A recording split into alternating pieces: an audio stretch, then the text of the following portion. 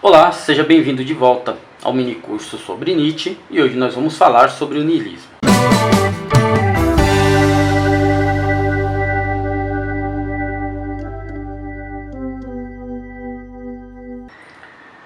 Para a gente entender a concepção nietzschiana do que é niilismo, nós vamos buscar primeiramente no dicionário, que diz que é um termo utilizado para designar doutrinas que se recusam a reconhecer valores cuja admissão é considerada importante.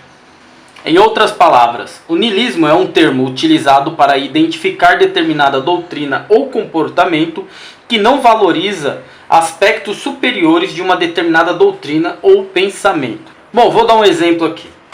Conforme eu tinha dito, o niilista é aquele que age conforme a sua própria vontade, sem levar em consideração valores superiores. Agora nós vamos falar como esse termo niilismo é aplicado no pensamento de Nietzsche. Nietzsche faz uma crítica ao niilismo praticamente em todas as suas obras. No entanto, essa talvez seja a principal chave para que nós possamos entender o pensamento de Nietzsche, presta atenção nisso. No entanto, o niilismo de Nietzsche tem um sentido totalmente oposto desse que eu acabei de explicar. Olha uma de suas talvez mais famosas frases sobre o niilismo. Em nome do céu nega-se a terra. Em nome do céu blasfema-se contra a terra. Em nome de valores absolutos e superiores, nega-se os corpos e seus tesouros. Então, assim, dá para você perceber que é totalmente o pensamento de Nietzsche, o conceito de niilista, ele é totalmente oposto ao conceito comum da filosofia. Para Nietzsche, o niilista é aquele que nega, ao contrário do que eu expliquei, já falando novamente, eu espero não ser cansativo, mas para que a gente possa entender bem. Para Nietzsche, o niilista é aquele que nega o mundo da vida. O niilista é aquele que nega aquilo que é material, aquilo que é presente, aquilo que acontece em sua vida, em troca de valores superiores ou transcendentes. A crítica ao niilismo não era uma crítica endereçada diretamente às pessoas, embora pudesse alcançá-las. E sim era endereçada às correntes filosóficas tradicionais que possuíam uma ideia de abstração sendo como algo superior à realidade. Ou seja, a filosofia de Nietzsche era endereçada, era uma crítica contra a própria filosofia corrente em sua época. Vou dar 3 exemplos sobre a crítica de Nietzsche ao pensamento corrente de sua época. A primeira delas é a crítica contra o pensamento de Platão. O pensamento de Platão defende que existem 2 mundos, o mundo sensível e o inteligível.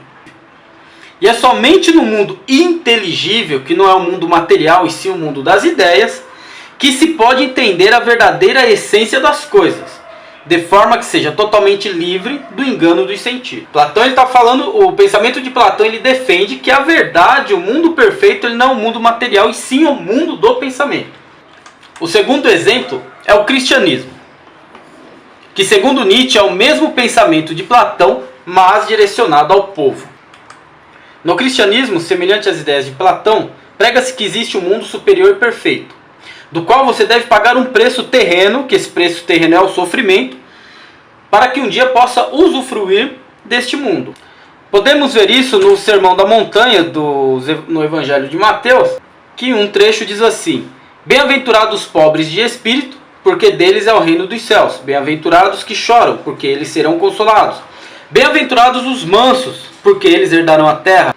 E bem-aventurado os que sofrem perseguição por causa da justiça, porque deles é o reino dos céus. Até a última parte aqui chama muita atenção, que diz: bem-aventurado os que sofrem perseguição por causa da justiça, porque deles serão o reino dos céus.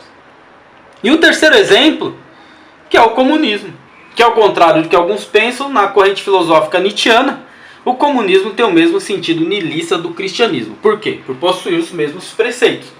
A ideia de uma sociedade justa e sem classes tem os mesmos valores do cristianismo e as ideias de Platão.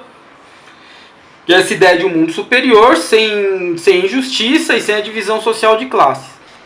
Portanto, Marx, Platão, Jesus, Aristóteles, São Tomás de Aquino e qualquer outra linha da filosofia pós-socráticas que divide o entendimento em 2 mundos, são niilistas por essência. A partir do momento que uma determinada filosofia busca encontrar ou estabelecer uma determinada verdade ou doutrina, presume-se que exista um valor superior e extraterreno, que para alcançá-lo negam-se a virtude do mundo presente e material. Espero ter te ajudado, espero que tenha gostado. Clica no quadro ao lado para ver o próximo vídeo, que será sobre a vontade de potência. Será o próximo vídeo, o Super-Homem, Eterno Retorno, a morte de Deus. Para quem não viu o primeiro vídeo, que é Vida e Obra, também estou colocando o link aqui embaixo. Dá um like, me ajuda a divulgar o vídeo. Não se esqueça de se inscrever no canal. Um forte abraço e tchau!